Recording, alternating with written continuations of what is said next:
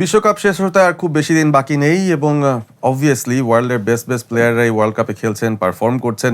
সেগুলো নিয়ে আমাদের অনেক প্রশ্ন, অনেক উদ্দীপনা, অনেক উন্মাদনা কাজ করছে। তবে বিশ্বকাপটা শেষ হয়ে যাওয়ার সময় অনেকের মনে অনেক দুঃখও কাজ করছে। তাদের প্রিয় দল বাদ পড়ে যাচ্ছে এবং অনেক ফ্যানরা আসলে মন খারাপ করে বসে বাকি ম্যাচগুলো দেখছেন মন খারাপ করে, ভেবে যে ইস, আমার টিমের প্লেয়ার যদি এই ম্যাচটায় থাকতো বা আমার টিমটা যদি এখনো সার্ভাইভ করতো।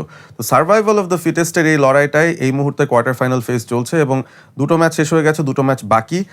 গত রাতে শিরোপা প্রত্যাশী একটা দল স্পেন, তারা কিন্তু বেলজিয়ামকে হারিয়ে দিতে সক্ষম হয়েছে এবং সেই ম্যাচটাও খুবই উত্তেজনাপূর্ণ ছিল। শেষ মুহূর্তে মিকেল মেরিনোর একটা গোলে স্পেন তাদের জয়টা তুলে নিয়ে ফ্রান্সের সঙ্গে তাদের সেমিফাইনালটা সেট করতে সক্ষম হয়েছে। শুধুমাত্র এই বিষয় নয়, সামনে আসছে আরও দুটো কোয়ার্টার ফাইনাল, যেখানে ইংল্যান্ড, নরওয়ে এবং আর্জেন্টিনা, সুইজারল্যান্ড লড়াই করবে। সেগুলো নিয়ে তো কথা হবেই। আর ডেফিনেটলি আর্জেন্টিনা নিয়ে কথা বললে we talk about the best in the world. So let's start Walton smart fridge presents ড্রিবলিংয়ের আজকের এপিসোডে আপনাদের সবাইকে আমন্ত্রণ জানাচ্ছি। আমি Ahmed Bin Parvez. Speaking of bests, আমি সাথে এমন একজন অতিথিকে পেয়েছি যিনি এই মুহূর্তে বাংলাদেশের সিনেমা ফ্র্যাটার্নিটিতে স্ক্রিন প্লে রাইটিংয়ে is one of the best. So তাকে ইনভাইট করতে চাই, তাকে ইন্ট্রোডিউস করতে চাই। Samiun Bhuiyan, welcome to the show. Thank you.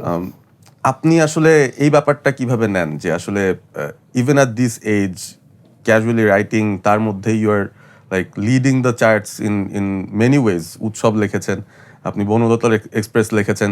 যারা যারা আপনাকে চেনেন তারা তো আপনার ফ্যানই, বাট যারা চেনেন না তাদের জন্য আপনি নিজেকে কিভাবে ইন্ট্রোডিউস করতে চান? আসলে ইন্ট্রোডিউস করাটা বেসিক্যালি আমি আমার কাজের মাধ্যমেই করতে চাই। আমি নিজে আসলে পার্সোনালি পারি না নিজেকে ইন্ট্রোডিউস করতে, so I am not good at that. Writing হচ্ছে আমার মেইন কাজ, সো আমি লিখেই প্রকাশ করতে চাই সব কিছু। সো অবভিয়াসলি দুটো সিনেমা পরপর করেছি, লিখেছি। সো পরপর দুইটা সিনেমা মানে পরপর 2 বছর লিখা, এটাও একটা বড় ব্যাপার আমাদের ইন্ডাস্ট্রির জন্য। আসলে দর্শকদের এই যে আগ্রহ এবং যে ভালোবাসা, সেটা পাওয়ার পরে আসলে সামনে আরও অনুপ্রেরণা পাচ্ছি, সামনে হয়তো বা আরও ভালো কিছু লিখতে পারবো। ওয়েল, স্টোরি তো আপনি লেখেন, কিন্তু এই যে ওয়ার্ল্ড কাপটা চলছে এখানে কিন্তু অনেক স্টোরিজ আমাদের চোখের সামনেই আনফোল্ড হয়ে যাচ্ছে। স্পেশালি কেপ ভার্ডের স্টোরিটা সবাই খুব আলাদা চোখে দেখছে। অনেকেই বলছিলেন যে 48 দলের বিশ্বকাপ কেমন হতে পারে, অনেকগুলো দল আসছে যাদের র্যাঙ্কিং খুব একটা ভালো না, বাট দিন শেষে তারা কিন্তু out of their skins fight করে এসছে এবং বেশ ভালো পারফরমেন্স দিয়ে অনেকের মন জয় করেছে। তো স্টোরির সাথে রিয়ালিটির যেই মিলের জায়গাগুলো, এই ওয়ার্ল্ড কাপকে বেস করে আপনি আসলে এই ব্যাপারটা কিভাবে দেখেন? সেটা অবভিয়াসলি এটা আমাকে অনেক ইন্সপায়ার করে, অনেক টিমের প্যাশন, তারপর তাদের ড্রিম। যেটা বললেন যে 48 দলের একটা ওয়ার্ল্ড কাপ, সেটা হচ্ছে কখনো হয়নি, এই প্রথমবার হয়েছে। তো এমন মহাদেশের দেশগুলো আমরা দেখতে পাচ্ছি বা জানতে পারছে, যেমন কেপো ভার্দের কথাই বললেন, ইভেন ইজিপ্টও। সো আমরা ইজিপ্ট কিন্তু একটা আন্ডারডগ টিম হিসেবেই খেলেছে এইবার। ইভেন নরওয়ে, সুইডেন, আগে আমরা এবার কিন্তু ডেনমার্ক খেলছে না, সেটা একটা বিশাল লস মানে স্ক্যান্ডিনেভিয়ান কান্ট্রিজদের জন্য। বাট নরওয়ে যে ডেনমার্কের জায়গাটা পূরণ করে দিয়েছে, মানে দ্যাটস দ্য স্টোরি। মানে যখন আমি স্টেডিয়ামে দেখি তাদের একটা আলাদা সেলিব্রেশন আছে, তারপর ক্যাপো ভার্দের গোলকিপার রাতারাতি এত বড় একটা সেন্সেশন হয়ে যাচ্ছে। সো এই স্টোরিগুলো না আসলে ইউ ক্যান রাইট দিস আর কি, এসব আসলে লেখা যায় না। এগুলো হচ্ছে আপনার ফুটবল হেরিটেজে থাকতে হয়, প্যাশনে থাকতে হয়, এবং আসলে ফুটবল যে একটা global game, the beautiful game আমরা বলি, সে আসলেই ওয়ার্ল্ড কাপ আসলে বোঝা যায় যে ইটস অ্যাকচুয়ালি বিউটিফুল গেম আর কি। আমার কাছে মনে হয় যে কোনো এলিয়েন স্পিসিস যদি কখনো পৃথিবীতে আসে, তো ওইটাই বলে যে মানুষ কোন গেমটা দেখাবে, তো ফুটবলই অবশ্যই দেখাবে।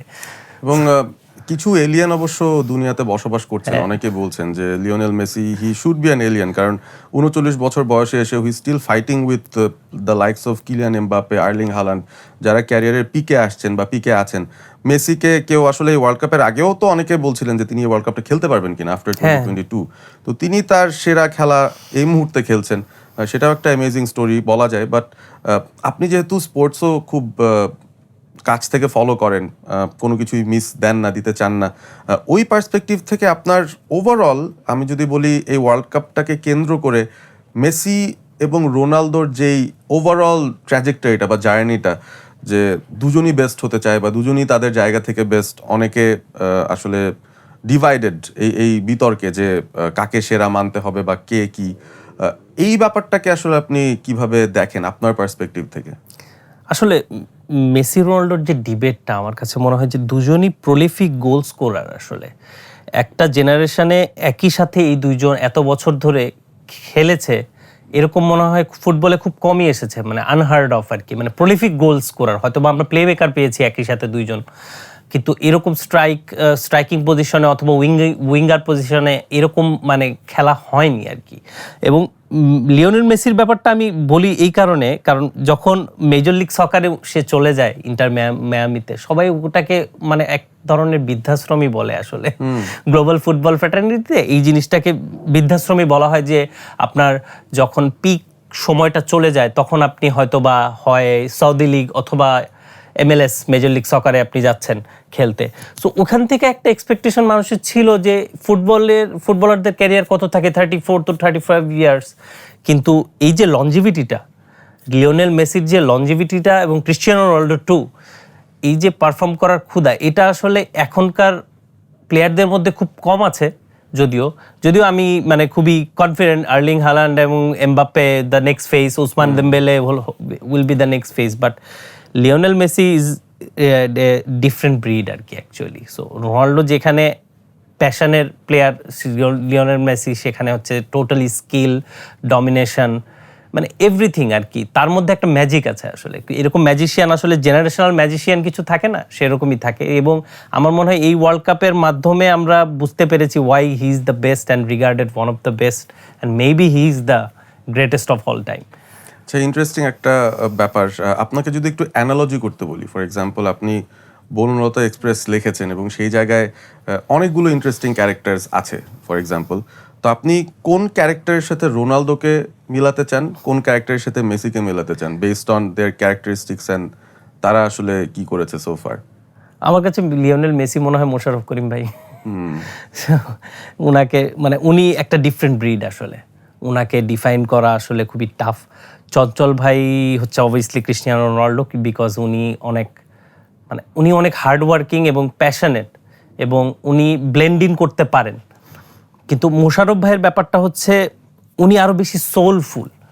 হ্যাঁ, ওনার সাথে যখন কাজ করার, চঞ্চল ভাইয়ের সাথে উৎসবে আমি কাজ করেছি প্রথমে, বনলতা এক্সপ্রেসে সেকেন্ড টাইম কাজ, কিন্তু মোশাররফ ভাইয়ের সাথে আমার প্রথম কাজ হচ্ছে বনলতা এক্সপ্রেসে। এবং উনি আসলে প্রত্যেকটা ক্যারেক্টার, উনি যেই ক্যারেক্টারই করুক না কেন, সিনেমা হোক, নাটক হোক, এনিথিং, মানে উনি পুরোটা ঢেলে দেন, পুরোটা দিয়ে দেন আসলে। ওইটাই আসলে ফুটবল পিচ এবং ক্যামেরার সামনে দুইটাই আসলে, এই জায়গাতে আমি অনেক সিমিলারিটিস পাই এই কারণে যে দুই জায়গাতেই আপনার পারফর্ম করতে হয়। এবং পারফর্ম করতে হয়, ফুটবলে হয়তো বা রিটেক হয় না, হ্যাঁ রিসেন্টলি ভারের কারণে হয়তো বা হয়ও, আরেক চান্স আপনি পেতেও পারেন। বাট আমাদের ফিল্মে আমি যদি মোশাররফ ভাইকে ডিফাইন করতে চাই, তাহলে আমার কাছে মনে হয় উনি আসলে ওই এলিয়েন লেভেলেরই আমি বিলিভ করি, because I am big fan of him. এবং চঞ্চল ভাই তো Cristiano Ronaldo obviously, so his the star আর কি, ফেস। মোশাররফ ভাই ওইরকম স্টার যদি আমরা নাও বলি, কিন্তু চঞ্চল ভাই হচ্ছে হিজ দ্য ফেস। চঞ্চল ভাইকে, মোশাররফ ভাইকে দুই বাংলার মানুষই চেনে এবং তাদের মানে ওনারা যে কত হাইলি রেট করে বাইরে, দেশের বাইরে, সেটা আসলে ওইখানে না গেলে বোঝা যাবে না আর কি। এবং ওনারা প্রমাণ করেন, প্রতিবারই প্রমাণ করছেন, just like Messi and Ronaldo প্রতিবারই প্রমাণ করেন আর কি। দারুণ একটা অ্যানালজি শুনলাম এবং আমার কাছে মনে হয় যে এই দুইজন ক্যারেক্টার যদি আমরা পরবর্তী ওয়ার্ল্ড কাপে হঠাৎ করে দেখি, রোনাল্ডো at 45 খেলছেন, মেসি at 43 খেলছেন, উই ওয়ন্ট বি সারপ্রাইজড, কারণ আসলেও তাদের লেভেলস রিচ করা বাকিদের জন্য খুব ডিফিকাল্ট একটা ব্যাপার। তবে কিছু কিছু দল, কিছু কিছু দেশ, কিছু কিছু মানুষ তারা স্বপ্ন দেখেন যে তাদের যে সামর্থ্য তার বিয়ন্ডে কিছু করা যায় কিনা। সো গত রাতের যে ম্যাচটা, সেখানে সবাই ফেভারিট স্পেনকেই ধরেছিল, বাট বেলজিয়ামও একটা স্বপ্ন নিয়ে এসছে, তারাও যে কোয়ার্টার ফাইনালে আসলে আসবে সেটা অনেকে আসলে ভাবতেও পারেনি। তাদের যে গোল্ডেন জেনারেশনটা ছিল, Kevin De Bruyne, Lukaku, Hazard, তাদের এই জেনারেশনটা প্রায় শেষের পথে। এটা তাদের লাস্ট, হ্যাঁ থিবোট কোর্তুয়া আছেন, ভেরি আনফর্চুনেট কালকে যে ঘটনাটা আসলে ঘটলো তার সঙ্গে। ম্যাচটা যেহেতু দেখা হয়েছে, আমরা জাস্ট এই ম্যাচের কিছু কনটেক্সট নিয়ে কথা বলতে পারি।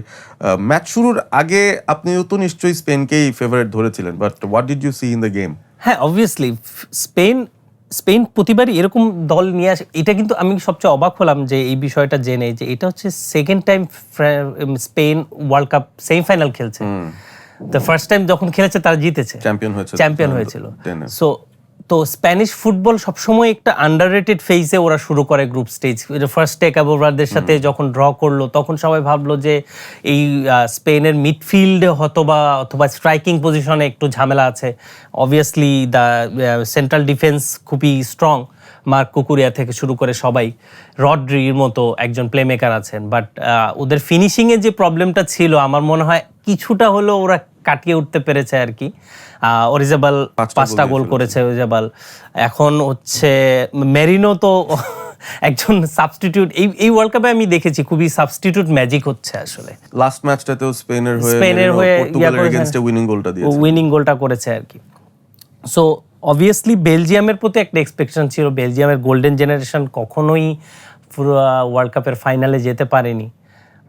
এটা একটা মানে আমার কাছে মনে হয় অনেকটা ক্রোয়েশিয়ার মতোই, ক্রোয়েশিয়ার গোল্ডেন জেনারেশন যখন ওয়ার্ল্ড কাপ পায়নি, ফাইনালে উঠে 4-2 হারলো ফ্রান্সের কাছে। সো স্পেনের গোল্ডেন জেনারেশন আবার ওয়ার্ল্ড কাপ পেয়েছে।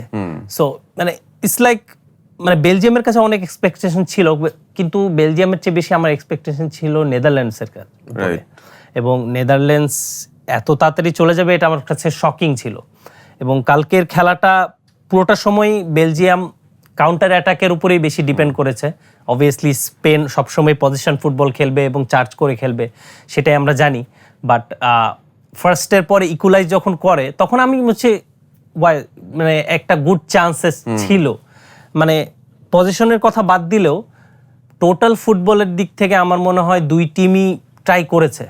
But Spain obviously was the better team এবং তারা লেট উইনার, আবার মেরিনোর গোল। সো আমার কাছে ম্যাচটা আসলে আমি খুবই এনজয় করেছি, আসলে কোয়ার্টার ফাইনালে ওই ম্যাচটা আমি খুবই এনজয় করেছি। ফার্স্টে তো ফ্রান্সের ম্যাচটাও আমি এনজয় করেছি অবভিয়াসলি, বাট ওইটার চেয়ে এই ম্যাচটা অনেক বেশি এনগেজিং ছিল এবং খুবই টাফ ছিল আমার পক্ষে ডিসাইড করা। তবে I was রুটিং for Spain actually.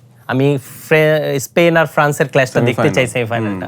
না, it's a very good game. সামনে যেটা আসছে স্পেন ভার্সেস ফ্রান্স সেমিফাইনালে, এবং টপ কন্টেন্ডার্স ওয়ার্ল্ড কাপ জেতার মতো সামর্থ্য রাখে দুটো দল, তারা কিন্তু সেমিফাইনালে মুখোমুখি হবে। তবে থিবোট কোর্তুয়া আনফর্চুনেটলি তিনি ইনজুরিতে পড়ার পর যে সাবস্টিটিউশনে কিপার নেমেছিলেন সানে লামেন্স, মোটামুটি তারই একটা ফাম্বল থেকেই আসলে মেরিনো গোলটা পেয়ে যায়। 71 মিনিটসে তাকে করা হয়। একটা স্ট্রোক অফ লাক বলবো যে স্পেনের সঙ্গে ছিল এই ম্যাচটাতে, খানিকটা বলতে হয়। তবে probably they deserve to be in the semi-final. So সেই ক্ল্যাশটা is out of the way. এখন আমরা অপেক্ষায় থাকবো ফ্রান্স ভার্সেস স্পেনের সেই সেমিফাইনাল ম্যাচটা দেখার জন্য।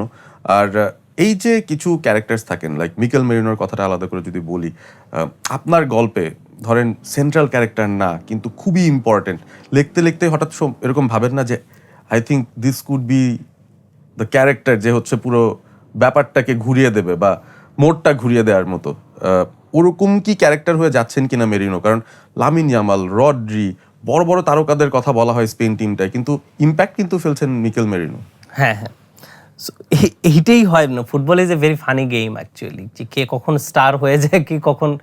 আসলে মিকেল মেরিনো আর্সেনালের হয়ে খেলেন, সেখানেও তার লাস্ট সিজনে আমার মতে আমি যেমন বিলিভ করি না সে খুব একটা ভালো সিজন কাটায়নি। সো ওখান থেকে স্পেনে কিন্তু এখানে টিম সিলেকশনটা কিন্তু অনেক কন্ট্রোভার্সিয়াল ছিল। লুই দে লা ফুয়েন্তের মানে দুইটা টিমের, এইবার ওয়ার্ল্ড কাপের দুইটা টিমের স্কোয়াড সিলেকশন খুবই কন্ট্রোভার্সিয়াল। একটা হচ্ছে ইংল্যান্ড, যেখানে ফিল ফোডেন, কোল পালমার খেলছেন না, এবার এখানে দানি কারভাহাল খেলছেন না স্পেনে। সো এবং রিয়াল মাদ্রিদের অনেক প্লেয়ারই নেই, কাউকে নেওয়া হয়নি। মিড টুর্নামেন্ট কুকুরিয়া যদি চেঞ্জ না করতেন তাহলে রিয়াল মাদ্রিদের না করতেন কেউই থাকতেন না, পোস্টার বয় কেউ থাকতো না রিয়াল মাদ্রিদের জন্য। সো কুকুরিয়া বাঁচিয়ে দিয়েছেন আসলে। মেইনলি রিয়াল সোসিয়েদাদের প্লেয়ার খেলছেন, আর্সেনালের প্লেয়ার খেলছেন ফরওয়ার্ডে, লামিন ইয়ামাল খেলছেন, এবং পুরোটাই মানে মিডফিল্ড থেকে শুরু করে মিডফিল্ড, সেন্ট্রাল মিডফিল্ড পুরোটাই বার্সেলোনা, পেড্রি, ফেরান টরেস থেকে শুরু করে সবাই আছেন। এইবার ম্যাচে মোড় ঘোরানো মেরিনোর ব্যাপারটা হচ্ছে কি, মেরিনোর বাবাও তো একজন ফুটবলার ছিলেন, স্পেনের হয়ে খেলেছেন।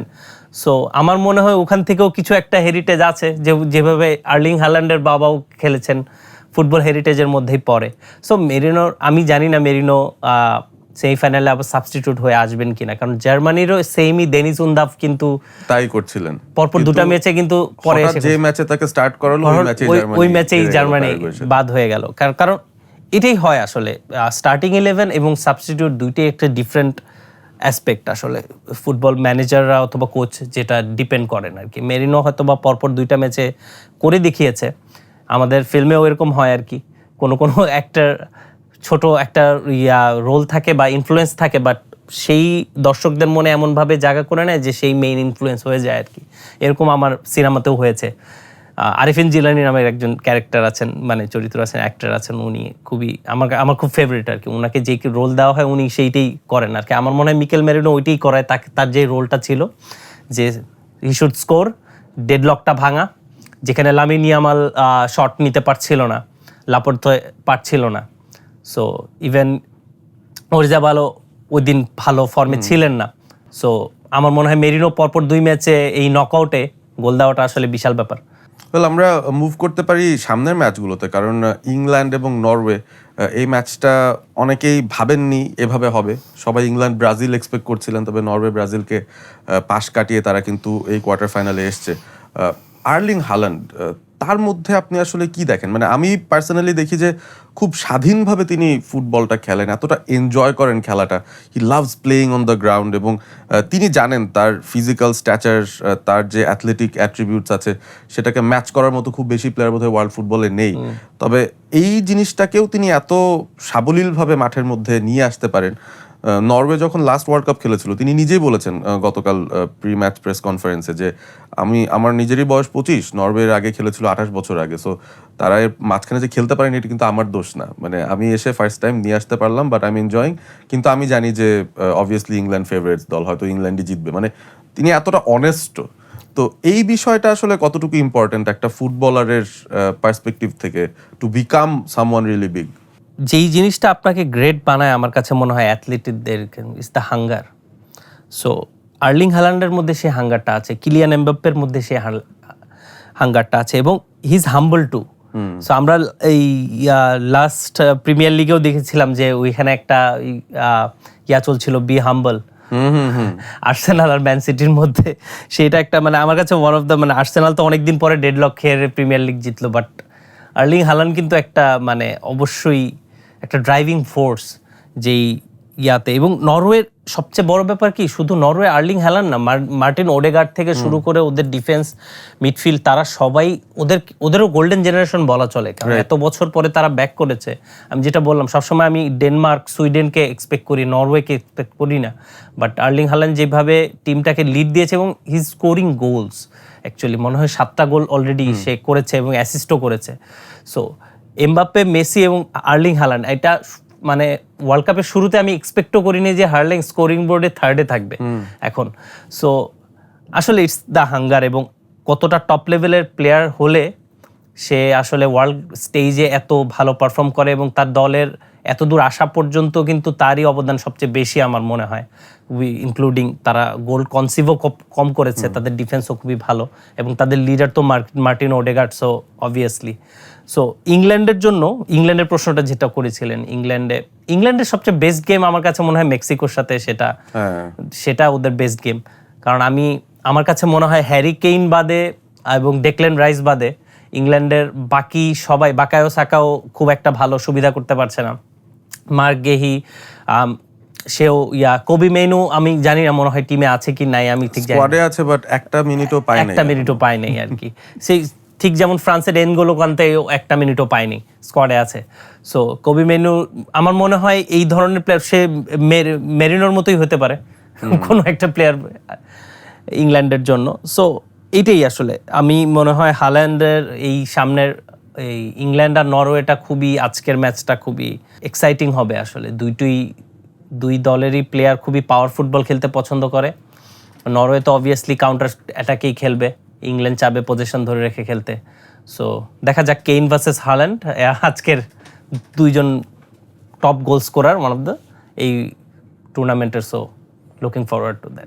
Let's see. এবং রাত পেরিয়ে যখন সকাল হবে, যখন আমাদের চোখে ঘুম চলে আসবে, মনে হবে যে এখন একটু ঘুমাই, তখন আমাদেরকে ঘুমাতে দেবে না আর্জেন্টিনা। তারা সুইজারল্যান্ডের সঙ্গে খেলছে।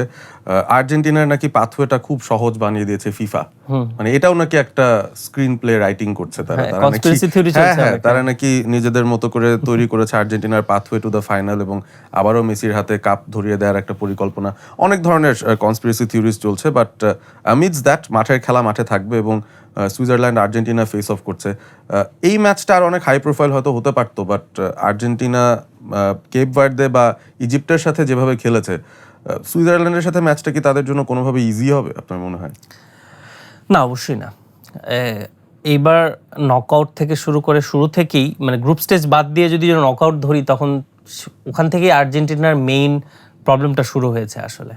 তাদের মেইন আমার কাছে যেটা মনে হয়, তাদের মেইন প্রবলেমটা ডিফেন্সে, এবং তাদের অ্যাটাকিং পজিশনে যথেষ্ট সেন্ট্রাল মিডফিল্ডেও খুবই ভালো প্লেয়ার আছেন, রড্রিগো ডি পল থেকে শুরু করে ম্যাকালিস্টার, তালিয়াফিকো খেলছেন।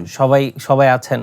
কিন্তু আমার মনে হয় তারা গোল কনসিভ করছে দেখেই তাদের জন্য ম্যাচগুলো টাফ হচ্ছে। ইজিপ্টের লাস্টের ম্যাচে তারা শুরুতেই মানে পুরো ম্যাচের প্রায় 70 মিনিটসেই তারা পিছিয়ে ছিল। লাস্টে 10 মিনিটে হয়তো বা একটা ম্যাজিক্যাল জিনিস, হয়তো বা অনেক কন্ট্রোভার্সি থাকতে পারে, গোল ডিসালাও হওয়া ইজিপ্টের জন্য এটা অনেক মানে ডিসঅ্যাপয়েন্টিং তাদের জন্য খুবই। কিন্তু হ্যাঁ, মানে এটা টাফ হবে, কারণ ইউরোপিয়ান টিমের জন্য যেমন টনি ক্রুস একটা কথা বলছিলেন কিছুদিন আগে, যে জার্মান ফুটবলের এই অবস্থা কেন। জার্মান ফুটবল গ্রুপ স্টেজে অনেক ভালো করে এসেছে, কিন্তু যখনই তারা ল্যাটিন আমেরিকান প্রেসিং ফুটবল আসছে, যখন বডি চার্জের খেলা আসছে, তারা তখন ফেল করছে। সো জার্মান ফুটবল আগে যেরকম ছিল, যেরকম ফিজিক্যাল অ্যাটাকিং ছিল, সেরকম এখন আর ওই ক্যাপাবিলিটি নাই। সো আর্জেন্টিনারও ফুটবলিং যে এখন যেই ইয়াটা আছে, ফিজিক্যালি আসলে সুইজারল্যান্ডকে বিট করা আসলে মানে আবার ওই ম্যাজিকটা দরকার আসলে। সো দিন শেষে আর্জেন্টিনার আমার কাছে ভরসা হচ্ছে ওই স্ট্রাইকিং পজিশনে ফরওয়ার্ডে যারা খেলছেন, Enzo, Messi obviously.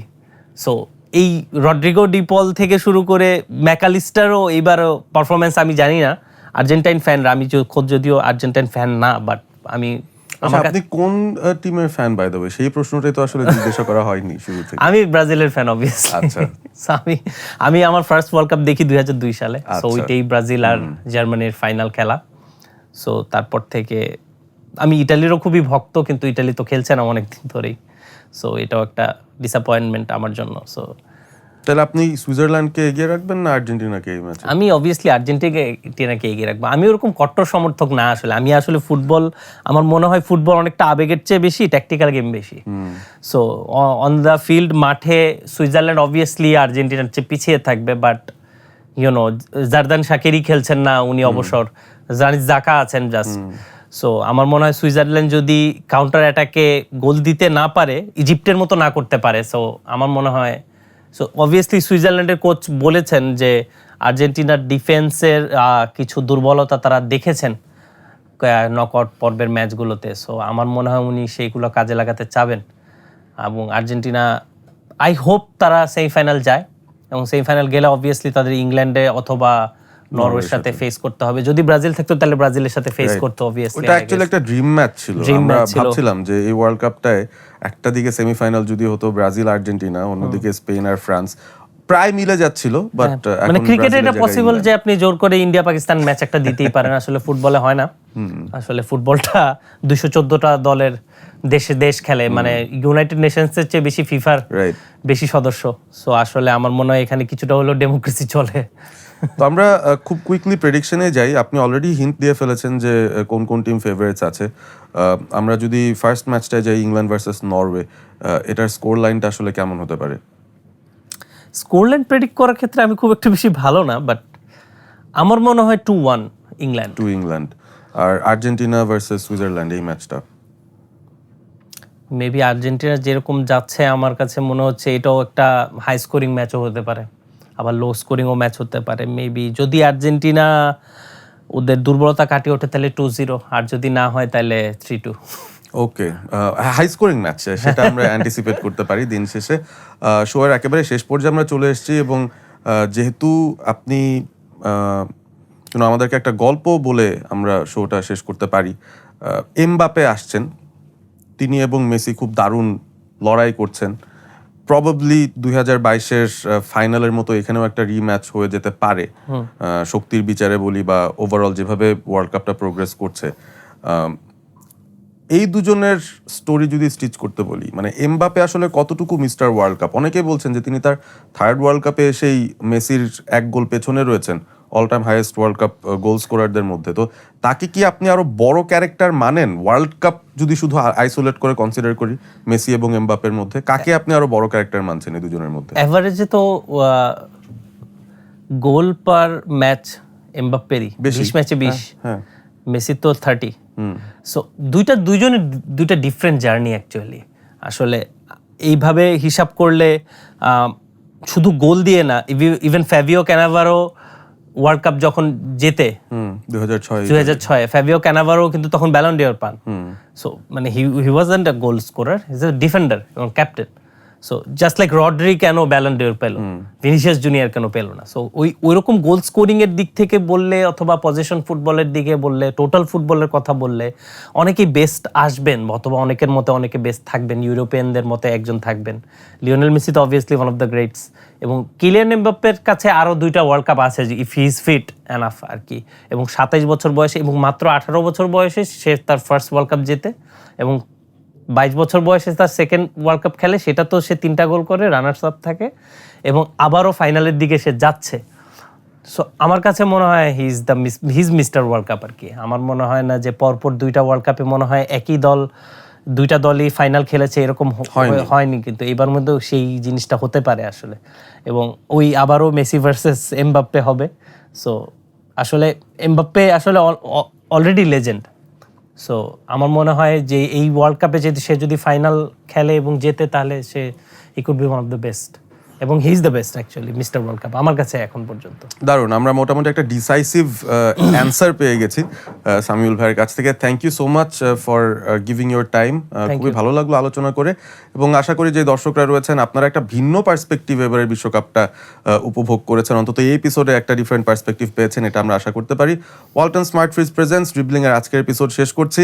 2টো quarter final শেষে আমরা আগামীকাল আবারও আসবো, কথা হবে কোয়ার্টার ফাইনালের রেজাল্ট কি হলো, সেমিফাইনালের সমীকরণ কি, সেসব নিয়ে। সেই পর্যন্ত আপনারা সবাই ভালো থাকবেন, সুস্থ থাকবেন, দেখা হচ্ছে আগামীকাল।